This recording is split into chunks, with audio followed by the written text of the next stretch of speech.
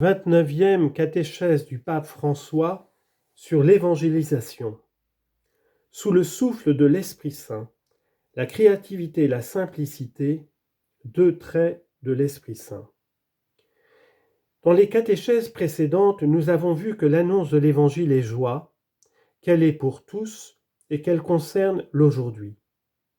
Découvrons maintenant une ultime caractéristique essentielle. L'annonce doit se faire dans l'Esprit Saint.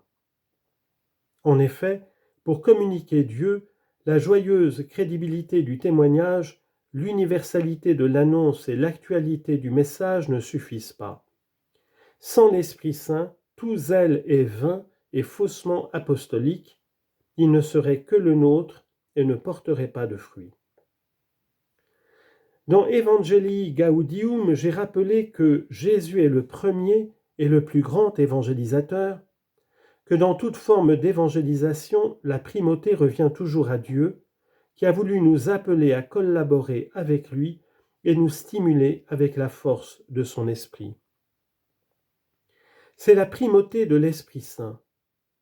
C'est pourquoi le Seigneur compare le dynamisme du royaume de Dieu à un homme qui jette en terre la semence, nuit et jour, qu'il dorme ou qu'il se lève, la semence germe et grandit, il ne sait comment. Marc chapitre 4, versets 26 à 27. L'Esprit Saint est le protagoniste. Il précède toujours les missionnaires et fait germer les fruits. Cette prise de conscience nous console tellement. Et elle nous aide à une autre précision tout aussi décisive, à savoir que dans son zèle apostolique, l'Église ne s'annonce jamais elle-même, mais une grâce, un don, et l'Esprit Saint est précisément le don de Dieu, comme le dit Jésus à la Samaritaine. Jean 4, 10. La primauté de l'Esprit Saint ne doit cependant pas nous conduire à l'indolence. La confiance ne justifie pas le désengagement. La vitalité de la semence qui pousse d'elle-même n'autorise pas l'incurie des agriculteurs pour le champ. Jésus, en donnant ses dernières recommandations avant de monter au ciel, a dit « Vous allez recevoir une force quand le Saint-Esprit viendra sur vous, vous serez alors mes témoins jusqu'aux extrémités de la terre. » Actes chapitre 1 verset 8. Le Seigneur ne nous a pas laissé des documents de théologie ou un manuel pastoral à appliquer, mais l'Esprit Saint qui suscite la mission. Et l'initiative courageuse que l'Esprit nous insuffle nous conduit à imiter son style qui a toujours deux caractéristiques, la créativité et la simplicité. Créativité pour annoncer Jésus avec joie à tous et aujourd'hui. À notre époque, qui n'est pas propice au sens religieux de la vie, et où l'annonce est devenue en divers endroits plus difficile, plus pénible, apparemment infructueuse, la tentation peut naître de renoncer au service pastoral.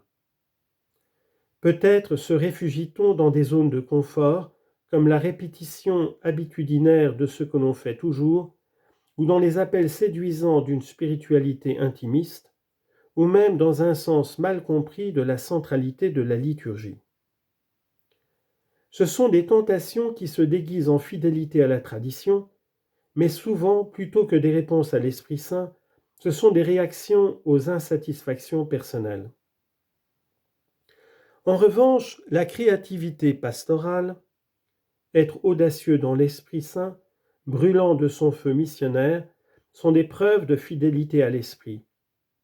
C'est pourquoi j'ai écrit que Jésus-Christ peut aussi rompre les schémas ennuyeux dans lesquels nous prétendons l'enfermer, et il nous surprend avec sa constante créativité divine.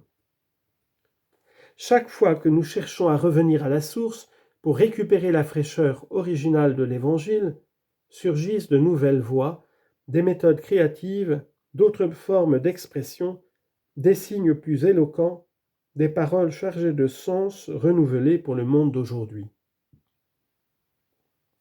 Créativité donc, et ensuite simplicité, précisément parce que l'Esprit Saint nous conduit à la source, à la première annonce.